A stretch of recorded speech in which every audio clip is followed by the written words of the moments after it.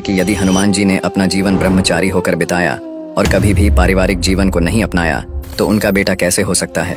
उनकी माता कौन रही होगी और यह कैसे संभव हुआ होगा।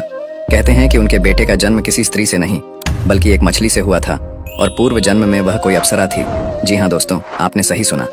किंतु यह कैसे संभव है, चलिए इस रहस्य का पता लगाते हैं।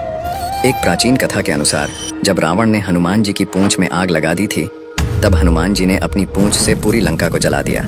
लंका जलाने के बाद हनुमान जी जब अपनी पूंछ में लगी आग को बुझाने के लिए समुद्र में उतरे तब उनका तापमान बहुत ज्यादा था और उनके पसीने की एक बूंद समुद्र के पानी में गिर गई थी।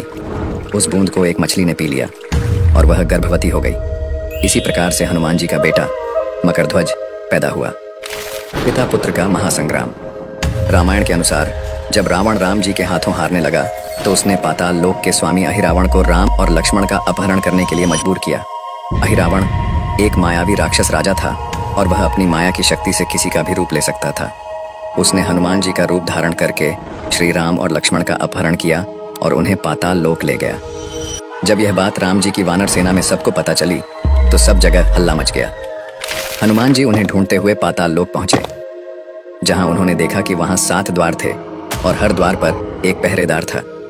सभी पहरेदारों को हनुमान जी ने हरा दिया, लेकिन अंतिम द्वार पर उन्हीं के समान बलशाली एक वानर पहरा दे रहा था। वह वानर दिखने में एकदम हनुमान जैसा लग रहा था। यह देखकर हनुमान जी को आश्चर्य हुआ। उन्होंने जब उस वानर से परिचय पूछा तो उसने अपना नाम मकरध्वज बताया और अपने पिता का नाम हनुमान बताया। मकरध्वज के मुख से पिता के रूप में अपना नाम सुनकर हनुमान जी बहुत क्रोधित हो गए और बोले, यह असंभव है क्योंकि मैं आजीवन ब्रह्मचारी रहा हूँ।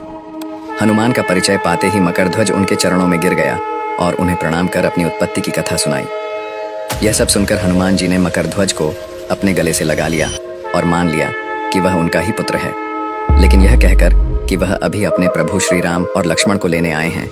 जैसे ही द्वार की ओर बढ़े वैसे ही मकरध्वज उनका मार्ग रोकते हुए बोला, पिताश्री, यह सत्य है कि मैं आपका पुत्र हूँ, लेकिन अभी मैं अपने स्वामी की सेवा में हूँ, इसलिए आप अंदर नहीं जा सकते। इससे हनुमान जी प्रसन्न भी हुए थे। द्वारपाल से पाताल लोक के राजा तक का सफर। हनुमान ने मकरध्वज को अनेक प्रकार से समझाने का प्रयास किया, किंतु वह द्वार से नहीं हटा। तब दोनों में घोर युद्ध शुरू हो गया।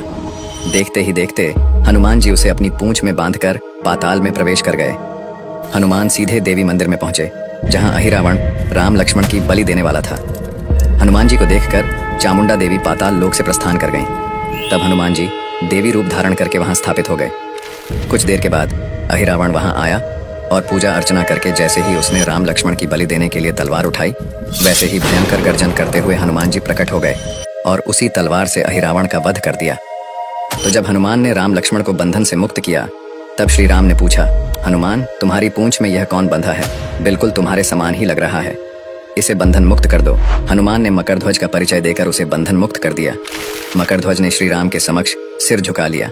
तब श्री राम ने मकरध्वज का राज्याभिषेक कर उसे पाताल का राजा घोषित कर दिया और कहा कि भविष्य में वह अपने पिता के समान दूसरों की सेवा करे। यह सुनकर मकरध्वज ने तीनों को प्रणाम किया। तीनों उसे आशीर्वाद देकर वहां से प्रस्थान कर गए। इस प्रकार मकरध्वज हनुमान पुत्र कहलाए। दुनिया का एकमात्र मंदिर जहां हनुमान जी विराजे हैं अपने पुत्र के साथ। इस मंदिर को डांडी हनुमान मंदिर के नाम से भी जाना जाता है। कहते हैं यहाँ पहली बार हनुमान जी मकरध्वज से मिले थे।